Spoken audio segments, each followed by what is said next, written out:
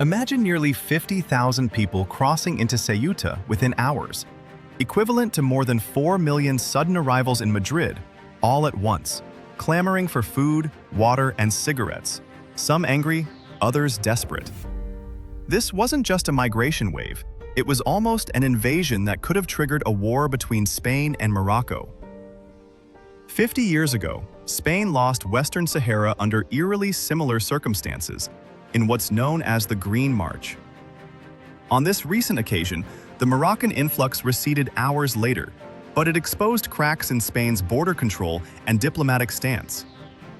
Spanish President Juan Jesus Vivas estimated up to 60,000 had crossed in those few hours, and while Prime Minister Sanchez called it a territorial violation, he deflected Morocco's direct responsibility, blaming organized crime instead.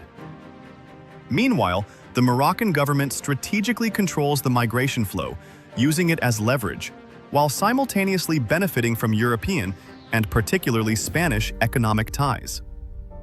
Morocco spends nearly 4% of its GDP on defense, nearly double Spain's 2%, funneling billions into a growing modern army with tanks, jets, drones, and advanced missile systems, much of it from US and Israeli sources.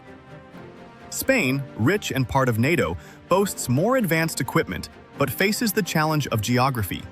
Ceuta and Melilla are isolated enclaves surrounded by Moroccan territory, vulnerable to blockade and attack.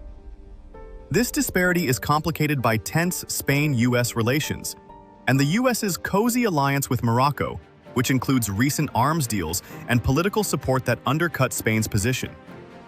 Israel's backing of Morocco adds another layer, from high-tech drones to cyber intelligence, especially after Morocco normalized relations with Israel in the Abraham Accords, something Spanish leadership has opposed, straining diplomatic ties further.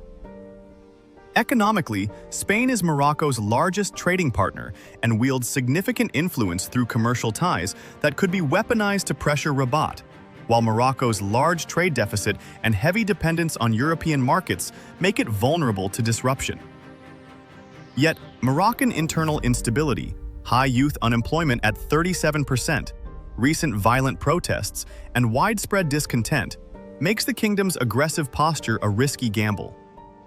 A full-scale war would not only strain military capacities on both sides, but could ignite internal chaos in Morocco and devastate vulnerable Spanish border cities. The stakes are huge for ordinary citizens, businesses, and governments on both sides, and Europe's divided response leaves Spain precariously exposed. So, what unfolds next? Spain must choose whether to assert its influence with swift economic and strategic moves or risk repeated crises and escalating tensions. The question remains, will Spain stand alone in protecting its sovereignty, or will its allies, especially a wary US administration, step up before the next Green March becomes a real war?